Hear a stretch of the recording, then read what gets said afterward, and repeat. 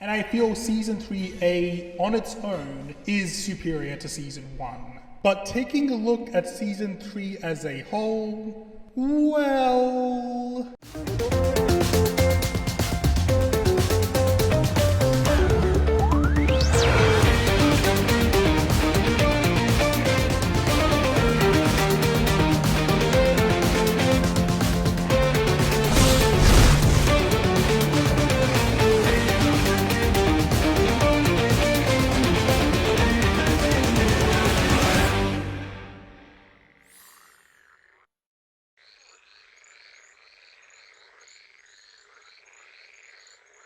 Let me ask you something. Have you ever seen the iconic 2005 DreamWorks animated movie Madagascar? Do you remember the scene after the main cast wash up on the titular island country where Alex and Marty reunite? It's pretty funny, isn't it? Both are so happy to finally see each other again, all in slow motion, but then Alex's mood shifts when he remembers this entire situation was Marty's fault and proceeds to try and kill him. I thought about this scene quite a lot during the build-up to the release of Commander Ann, because I knew Ann and Sasha would get a very similar scene. It just made perfect sense. They were such good friends who would be happy to see each other again. But then Ann would remember the last time she was with Sasha. You're clearly insane if you think I'm gonna let you bully me and everyone else just to get what you want! I was so excited to see this scene play out, and... Sasha! You're alive! And in Wartwood? What's going on? What happened? Oh, that's it? True Colors just isn't brought up for a few minutes, and Ann doesn't even seem that angry? I get that Sasha has changed, but Ann hasn't seen that yet. She should not be so chill. Back in 2022, this is when my distaste for Amphibia Season 3B would begin. That being said, after this rewatch, I actually kinda liked this episode. Okay, that's weird, I've always hated this one, but now I find Sasha's characterization to be pretty decent? I don't love it or anything, I still think she needed to face more consequences, and she really needed to end her friendship with Grime, but I don't find her completely insufferable anymore. However, she's still not a good leader, as can be seen in Spryvy. The plot of this episode only happens because Sasha is a complete dumbass. Yeah, Sprig and Ivy aren't completely innocent here, but considering how everyone is well aware of their antics, she really should have predicted that they would go against her orders. Girl, was it really that hard to just say, I'm not splitting you up, I'm splitting Stumpy and Fern up because they've been specifically selected for their tasks due to their unique skills. You don't need to hide anything from them. You're in a secret underground hideout, the enemy isn't gonna hear you. Sorry chat, but I guess me liking Commander Ann was a fluke, because the following episodes are mostly pretty damn bad. Not awful. Sasha's Angels is great when it's focusing on Ann and Sasha. It actually gives us that broken friendship I was wanting out of Commander Ann. But what should be a primary focus of these episodes is sidelined so we can give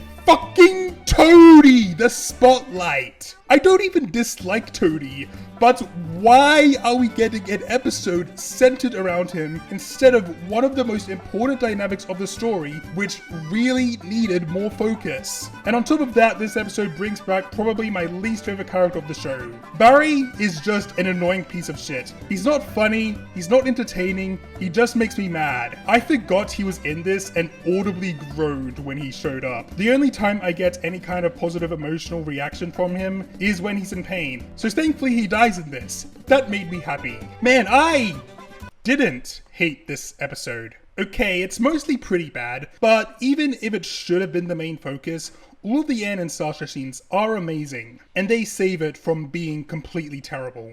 But that positivity won't last much longer, because here comes a batch of 7 episodes that make me want to tear my hair out. Ohmtown Road, Mother of Ohms, Grimes People, The Root of Evil, Mutant Tights, Fight or Flight, and The Three Armies. These episodes, they certainly exist. Ohmtown Road could have been a great story about second chances and how it relates to Sasha, if it wasn't for the fact that she already got a second chance and she spat it in Anne's face. Also, Anne, why didn't you bring the pots with you to Amphibia? Just what? Mother of Ohms. Oh god, this sucks. The entire episode is just a complete waste of time, and nothing that happens affects the story or characters in any way. All that happens in it are Hot Pot being old, which, okay, I know. And we get told about some prophecy shit, which, okay, fine. I prefer stories not to do this kind of thing, but I don't hate it. I just wish I didn't have to sit through 9 minutes of absolutely nothing to get to it. Then we get to Grimes' pupil, the root of evil, nudes in tights, and fight or flight. All of them share the same problem. They are almost all entirely pointless, with the only exception being fight or flight, since Domino 2 would at least play a role in the final few episodes, even though they could probably have been rewritten very easily without her. The other 3 though? Why the fuck are they here? We get 3 episodes about building up this army, only for the Toads and Newts to only be a distraction, something that the Wardwood Resistance could have done all by themselves. Why do we even need an episode about the Toads joining up with the Frogs? Grime already got the trust of the other towers when he got Barrel's Warhammer, and what are the Newts going to do? They were just a small group. Sasha keeps saying we need help with our battle strategy, and who's better at strategy than you? Oh, I see. So Trentonio is going to be a strategist for the army. No, this doesn't go anywhere. Him being a strategist isn't brought up again. And don't get me started on the root of evil. At least the Toads and Newts existed after their episodes. Here is the total screen time that Gary and any of the other mushroom guys get after the root of evil.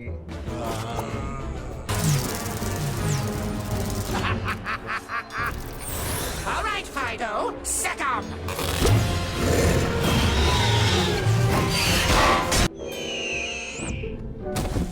That's it. That's all they got. 18 seconds. What was the point? Also, Anne brings up the other mind control mushrooms being used by Andreas, and this is a big deal to Gary. So you'd think this would be very obvious setup that would get payoff.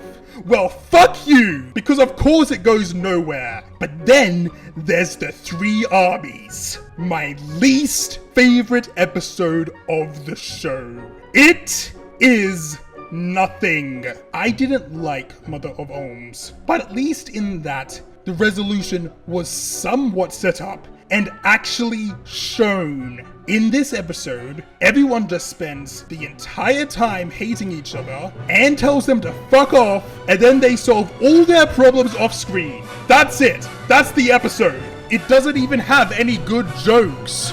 These episodes piss me off so much. Not only do they hardly have any substantial plot developments, but they don't even have anything to say about the characters except Hot Pop is old and he likes plants. The character we learn the most about is goddamn Domino 2. She still likes Anne. Okay, that's something I guess. But where were the episodes exploring Anne and Sasha's broken friendship? Where were the episodes set back on Earth, showing what happened with the Boontroys and Mr. Rex after escape to Amphibia? And why was the Core and the King not a full 22 minutes? Chat, I'm tired. I was really hoping to enjoy these episodes more, but outside of Turning Point and Commander Anne, my opinions haven't really changed much since 2022. Normally, I wouldn't get this angry over a cartoon made for kids, but for 2.5 seasons, Amphibia was just so brilliant. To see it take such a nosedive in quality is really upsetting. It's such a downgrade even from just the last half of this very season. Season 3A also had Anne and the Planters constantly meeting new characters who would all come together in the end. Except this time, all the characters had substantial roles that affected the story. Terry and Dr. Jen built the portal to get them back, and Humphrey and the ladies from the Tai Temple help sneak Molly Jo in, who's able to hack into the FBI using a device provided by Ali and Jess. Everyone gets a role to play that specifically correlates to their unique traits, but we don't get that in Season 3B. I'm not mad at a kids show being bad. I'm mad at a show that was great falling so far from what made it so good in the first place. Alright, time to talk about Olivia and Yunnan and the Core and the King. Now, with Olivia and Yunnan, yeah, my opinions haven't really shifted. But that opinion was always mostly positive. Like the Core and the King, which I will get to, don't worry, I think it would have greatly benefited from being 22 minutes instead of 11. It could have done a lot more with the maternal-like bond Olivia has with Marcy, and involves Yunnan herself more with it, really emphasizing the characters the episode is named after, making them out to be the kind of parents Marcy's always dreamed of. This bigger focus on mothers would also make Olivia's fear of her own mother's disappointment in her hit harder. Plus, we could have gotten a deeper exploration into Yunnan's fears other than just a joke. This isn't to say what we got wasn't good, I just think it could have been a lot better. But my big issue with this episode comes with one singular character. Not Darcy, I really like their inclusion, and children's shows should scare the shit out of kids more. The character I take the most issue with is Andreas. So, first off, what the fuck is your goal, man? In true colors, he goes on about returning Utopia to glory, which, okay, that makes sense. He's a colonizer. He's going to go to other worlds, deprive them of their resources to bring back to his own world. Except now he's destroying his own world? Why is he doing this? If it's to gather resources to invade Earth, the show doesn't do a good enough job showing that. We don't really see much of an improvement in his militaristic force from true colors to all in. So it just seems like he doesn't care about his own world. The first temple ends with him saying, "Soon, we will have our revenge." Who? Who are you getting revenge on? Is this meant to be about Leaf? Dude, she's fucking dead. What are your goals and motivations, man? You're so inconsistent. And don't get me started on his little sob story. Oh boo-hoo, there was nothing you could do to stop yourself from manipulating, murdering, resurrecting, and torturing a child. Bullshit, man. You like doing this. You clearly are having so much fun being an evil piece of shit. Did your daddy tell you to be goofy when committing genocide? Yeah, I don't buy it. I've said it many times, and I'll say it again. Andreas is almost entirely carried by the performance of Keith David. It's pretty much impossible for him to give a performance that's less than great. Going back to the mother thing, I think it also could have been more parents in general, and that way the show could have better fleshed out Andreas' relationship with his father. Now, The Core and the King is another episode that I do like. It's probably where I think Andreas is the best written. Unlike the rest of the show, his motivations actually make sense, which makes him feel a lot more natural. Wait, what the fuck? Huh? No. You can't do that! You can't just introduce a new character who we only knew as an old friend of Andreas with a single picture, and then after just a few seconds say, "Oh yeah, she's a planter by the way." Like, holy shit, slow down! I don't have an issue with Leaf being a planter. It was set up with things like the underground bunker, Sprig's pink skin, and Hop Pop's book with information on the Calamity Box. But the way it was revealed is so jarring. We should have at least gotten a full scene with her before she performs the planter family hunting dance. I also just find Leaf to be really stupid. I can understand not telling Andreas she was gonna steal the box in case his father overheard him, but if you really wanted to send him a letter, why would you leave the letter in a locked room, in a bunker, under your new house, in some random small town? No shit it wasn't gonna get to him. Girl, just go back after Ulrich dies. He was going to die soon. You absolutely could have. Also, what's the point of Brawl? You'd think how he was set up in Brawl's Warhammer, that he would have a lot more impact, but instead he just exists. His biggest impact on the story is that Grime has his hammer. Andreas had the potential to be amazing, but if I wanted a story about an alien villain voiced by Keith David who wields a glowing sword, was introduced in the second part of a trilogy, eventually sees how his superiors have manipulated him so he finally decides to side with humanity and help a green and blue person take down a hive mind, I'd replay Halo. I do like this episode. Andreas is well written here, because you can actually see the struggles he faces between doing what he wants and what his father wants when his father isn't there. Meanwhile, in every other episode, that struggle is just completely absent when the core isn't talking to him. I also really like the little bits of the presence of Darcy. Darcy is just a much better villain than Andreas, because at least they make sense. They're very simple, they know what they want. It's pretty hard to fuck up this kind of antagonist. They also eat ube frosted cupcakes, and that reminds me of Lars, which makes me happy. I'm sorry for being so negative. I've always struggled to see these episodes as anything more than just good, I guess. But I remember the beginning of the end being pretty good. Maybe I'll like that. I like most of it, but it starts out really rough. This opening flashback just doesn't work for me. It feels very forced. The episode wants to say that Anne and Sasha were really neglectful of Marcy's interests, but the show hasn't really established that. In fact, it's actually established the complete opposite. Did you know this entire town is built on top of a swamp but never sinks? That's because the designers knew exactly how heavy to make everything. That's a cool fact. What else you learn? But I'm more upset with how Sasha acts. This rewatch made me appreciate her character a lot more. But her getting so angry with Marcy here is both hypocritical and out of character. What Marcy did was wrong, but it was never attempted murder wrong. And what happened to all that shit about second chances in Hometown Road? Sasha, shut up! And then the rest of the episode is really good, mostly due to the fight scenes having really awesome animation. And even though I hate the way Sasha acts at the beginning, I can accept it, because it led to a really nice callback to Anne and Hop Hop's broken and later repaired trust from the last season. But never mind that, it's finally time for the two-part finale. Despite my history of hating The Hardest Thing, I've always liked All In, but that is no longer true. Because now, I love it. Is it perfect? No. The characters escaping at the start relies on Darcy and Andreas being incredibly stupid, but most of my complaints are extremely nitpicky. All In is fucking sick.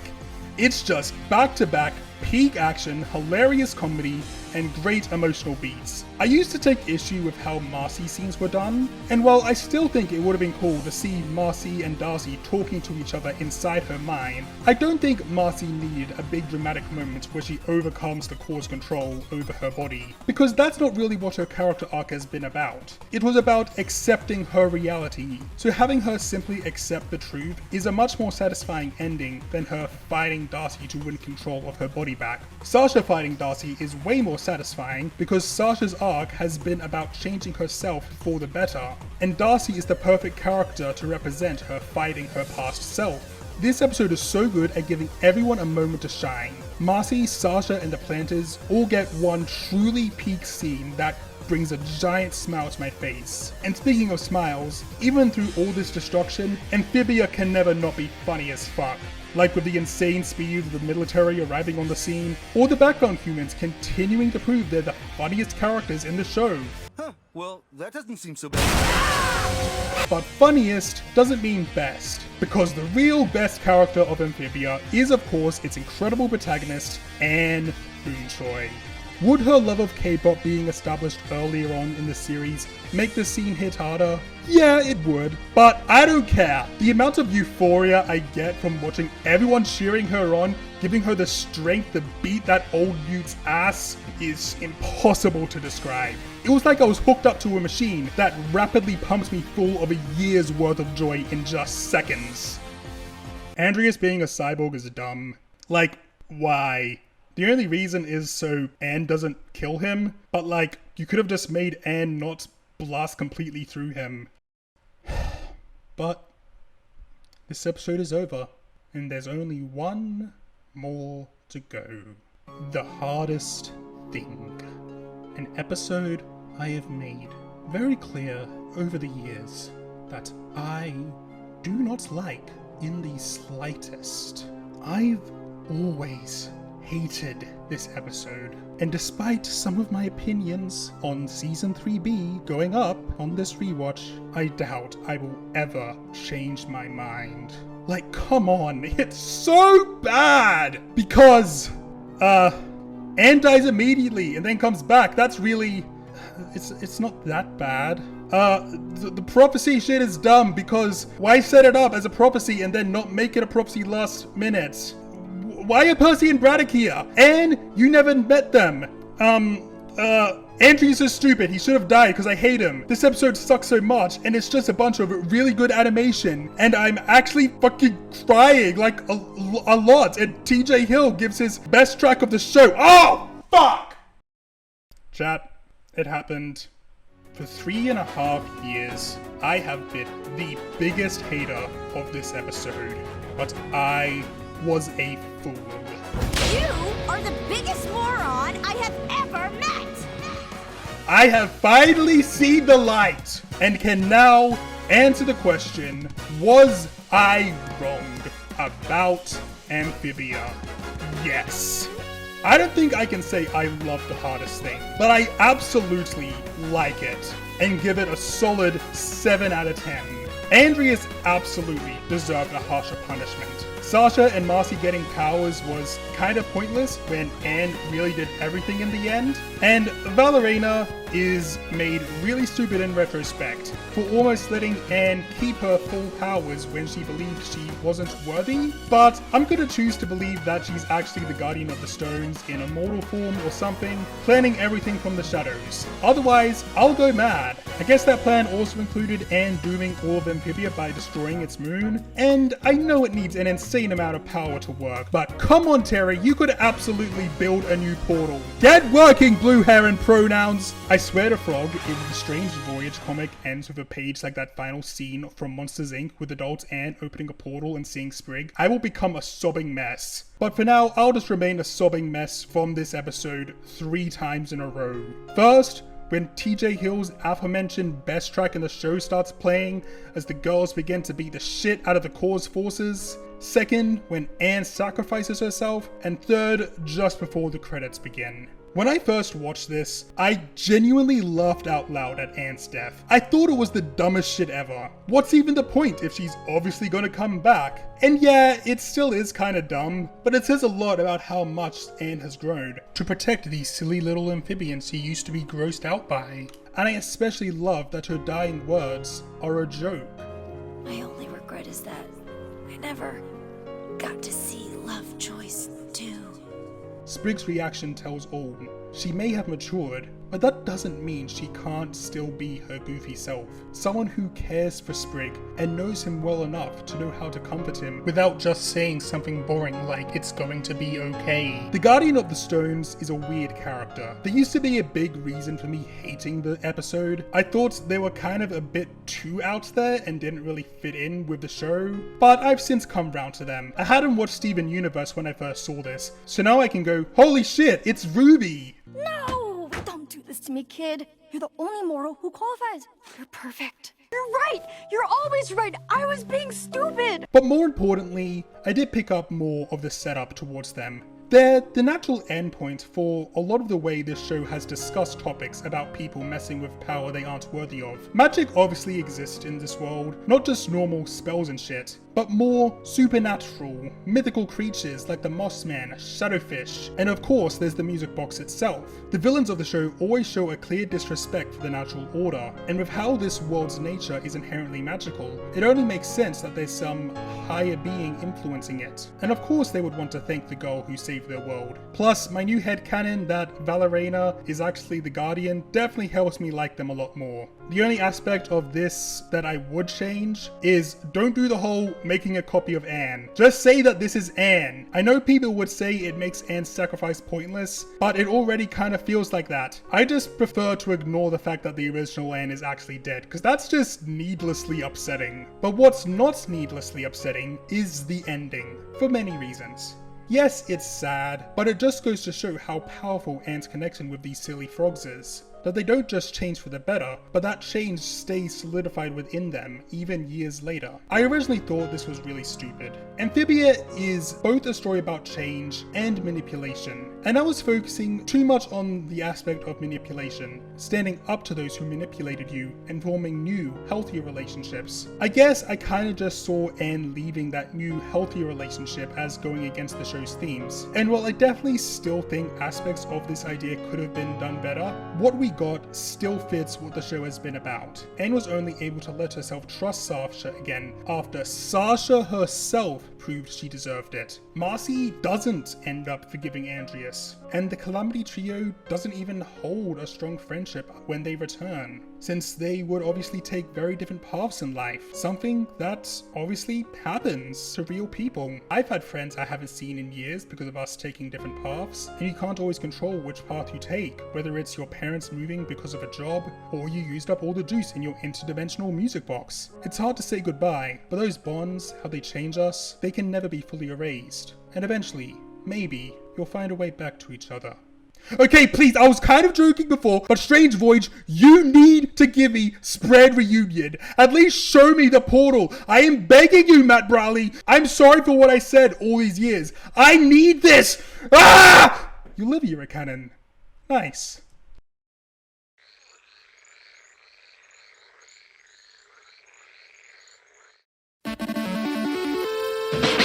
Wow. I was not expecting that. Going into this, I thought I would still hate Amphibia's ending, but I would simply articulate my opinion much better. However, I actually really liked it. Season 3B is still by far the weakest part of the show. My opinion on most of these episodes have honestly gone down now, but the actual finale, I think it's pretty good. Again, not perfect, but I like it. This rewatch truly reignited my love for Amphibia. I recently got my hands on the art of Amphibia and Marcy's journal, and I've been loving reading through them. I especially loved learning that Marcy Regina Wu has canonically committed manslaughter, or newt slaughter, I guess. I don't really have that much else to say. I think I might make a sequel to my Amphibia Touching Grass video sometime this year, but for now, I'll end this video by giving you all my Amphibia episode ranking. So starting from the bottom and going up, the Three Armies, The Root of Evil, Fight or Flight, Newts and Tights, Mother of Olms, Children of the Spore, Grimes' Pupil, Olmtown Road, Cursed, Sasha's Angels, The Big Bug Ball Game, Hollywood Hop Pop, Sprivey, The Domino Effect, Sprig vs Hop Pop, Hop Pop and Lock, The Shut-In, Spider Sprig, Night Drivers, Qualler's Pass, Cracking Mrs. Croaker, Family Fishing Trip, Civil Wart, A Night at the Inn, Toad to Redemption, Friend or Frobo, Dating Season, The Planters Check In, Truck Stop Polly, Croak and Punishment, The Core and the King, Return to Wartwood, Fiddle Me This, Ivy on the Run, Sprig Gets School, Planters Last Stand, Hopluck, Fort in the Road, Grubhog Day, Kane Crazy, The Beginning of the End, Goal Time, The Ballad of Hopadiah Planter, Lost in Utopia, Tie Feud, Bessie and Microangelo, Flood, Sweat and Tears, Pop Teardrop, Pop Popular, Maddie and Marcy, Sprig's Birthday, Fixing Frobo, Adventures in Cat Sitting, A Caravan Named Desire, Bizarre Bazaar, The Sleepover to End All Sleepovers, Little Frogtown, Swamp and Sensibility, Olivia and Yunnan, Commander Ann, Scavenger Hunt, Contagion, Ann Hunter, Snow Day, Stakeout, Breakout Star, Escape to Amphibia, True Colors, The Dinner, Barrel's Warhammer, The Third Temple, New Wartwood, The Second Temple, The First Temple, Family Shrub, The Hardest Thing, Wax Museum, Combat Camp, Taking Charge, Toadcatcher, Wally and Ann, Handy Ann, Battle of the Bands, A Trip to the Archives, Prison Break, Fight at the Museum, If You Give a Frog a Cookie, Ann of the Year, Best Friends, Mr. X, Lilypad Tie, Ann vs. Wild, Ann or Beast, Temple Frogs, and Terminator After the Rain. And finally, the top 10, Ann Theft Auto, Turning Point, All In, The New Normal, Marcy at the Gates, Toad Tax, A Day at the Aquarium, Reunion, Hopping Mall, Froggy Little Christmas. And with that, it's finally over. I never have to run away from a Disney Channel cartoon with a 13-year-old Thai American girl protagonist who befriends a guy whose name starts with an S and had a finale that everyone loved but I hated. Oh, wait a second! The Ghost and Molly McGee!